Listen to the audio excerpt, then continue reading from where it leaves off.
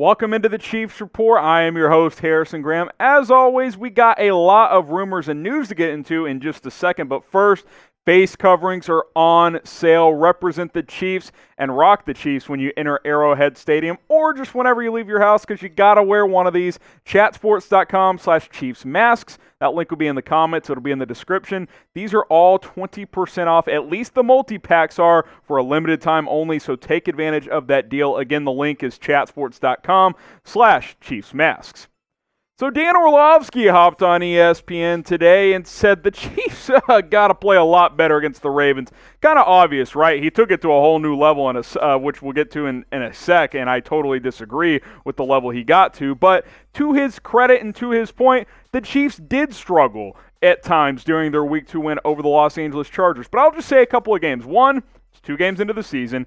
2, interdivision game on the road, and the Chiefs played great in Week 1, and they finished strong in Week 2, which is the most important thing. And by the way, Patrick Mahomes, he's 2-0 against Lamar Jackson. I think the Chiefs will match up just fine with Baltimore. Obviously, it will be a good test. Here's Orlovsky. He says if they play like they did next Monday night, they're going to get door stomped by the Baltimore Ravens. They got to play better. They have not executed efficiently. They've been poor on first downs. That's why they get into so many third and longs. I don't know if Dan knows this. The Chiefs literally don't get stomped by anybody. Go look at Patrick Mahomes. Every single game he's ever played in, they've never been blowout. When he loses, it's by like 3 points. Like, they're not going to get blown out. They might lose to Baltimore, but they're not going to get blown out. Obviously, the offense needs to be a little bit better. Points, I'm fine with that. I would like to be over 30, but that's still pretty good overall. The passing number's a little bit down because of Week 1. Didn't have to throw that much. Rushing's been good. Obviously, with Edwards-Helaire in Week 1, that's a big reason why. Third down's good. Top 10. Turnovers, great. Haven't turned it over yet, so you feel pretty good about that. Defensively, you feel good about the points allowed. The yardage and the time of possession, especially against the Chargers, is a bigger problem. The rushing defense, I think, has struggled at times. Passing's a little inflated because Deshaun Watson got a lot of garbage yards, but hey, Justin Herbert did throw for 311 yards in his first start as an NFL quarterback. That's a little bit concerning, but you do have some injuries in the secondary. Takeaways, third downs, middle of the pack. Not bad, but definitely not great overall. Grade the Chiefs through 2 games. How would you grade them so far this year? A, B, C, D, or F? They're 2-0, so they're at least a passing grade. I'll go B-. Been good. They played really well against the Texans in Week 1. Probably a C type of game against the Chargers, but still found a way to get it done. And that has sparked a lot of controversy after squeaking by in Week 2 when it comes to NFL Power Rankings. We released ours here at Chat Sports. You can go check them out at youtube.com/chatsportstv.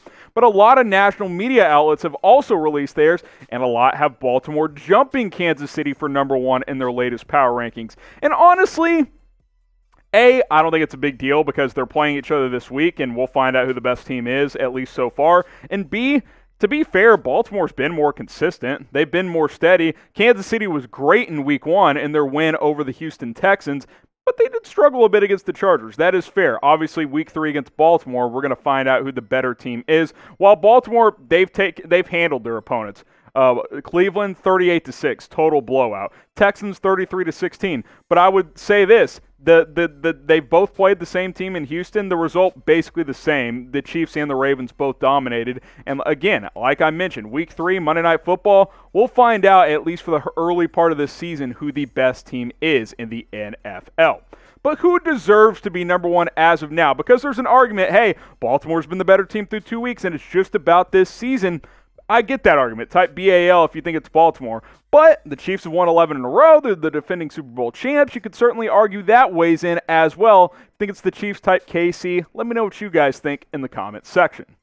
And if you love the Chiefs while you're pondering that answer and you're getting your votes in, give us a subscribe. Help us out. Sub to the channel. It's 100% free. We got coverage all season long on your Kansas City Chiefs. I'm going to be bringing you videos almost every single day. And hey, the bosses have told me we might do a watch party on Monday Night Football for the Chiefs and the Ravens. Got to subscribe. We get enough subs between now and then, we will be live during the entire game, just like we were on Thursday Night Football to kick off the season. Someone who I think is going to help in a major way against the Baltimore Ravens is Mike Pennel, the defensive tackle. They have clearly missed him in the running on run plays defensively without him, because he is a game changer against the run. Last year, we saw when Mike Pennel came on board, changed the whole defense, especially when stopping the run. Before Mike Pennel was on board, bottom 6 team in the NFL in run defense. Once they signed him, top 10 in the NFL in run defense. And this year, too, through 2 games, while he's been suspended, the Chiefs' run defense has not been very good at all. Those were his numbers from last year. Played just 8 games in Kansas City. He's not a raw stats type of guy. He's a guy that eats up blockers and fills gaps on running plays. That is what you're going to get from Mike Pennel, and it comes just in time because the Ravens are a rushing machine with Lamar Jackson, J.K. Dobbins, and those boys. And quite frankly, Chris Jones got bullied in the run game against the Chargers on Sunday. Now he can focus more on being a pass rusher. Mike Pennel can rotate in on those key rundowns and probably will get a good chunk of the snaps this week, assuming he is in conditioning. Obviously, he has not played yet. We'll see what type of game shape he is in, but I do think he will make a difference. He has officially been reinstated.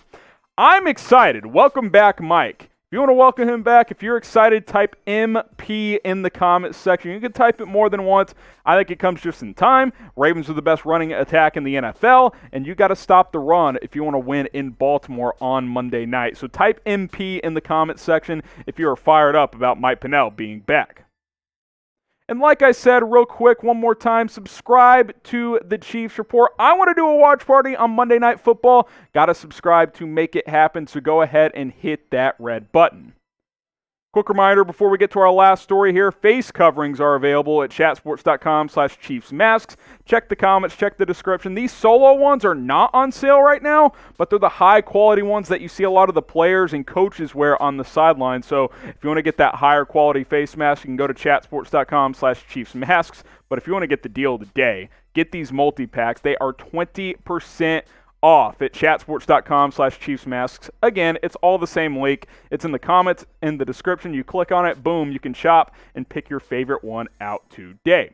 All right, how about L'Jarius Sneed? We got to continue to rave about this kid because he is balling out for Kansas City when they got basically no other corners right now. Obviously, Rashad Fenton's been playing as well, but not nearly as good as Sneed has. Travarius Ward injured. Bashad Breeland suspended. Brown's out for the year. You've got Antonio Hamilton's hurt now. L'Jarius Sneed, all he's doing is leading the NFL in interceptions with 2 through 2 games.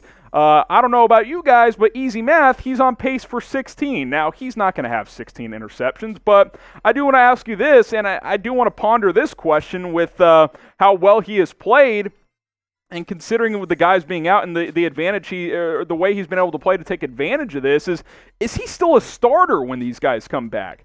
I think you got to consider it. Like, Bashad Breeland and Travarius Ward were good players last year, and they've been solid in this defense, but they don't have enough skins on the wall. If L'Jarius Sneed continues to play at this level for Steve Spagnuolo by the time Ward and Breeland are back, which Ward might be back this week, the competition could be between those two and not L'Jarius Sneed. I think there's a decent chance he is one of your outside starting corners even by the time everybody is healthy and back. So should Sneed start once Breeland and Ward return? Type Y for yes, type N for no. Let me know what you guys think in the comments section.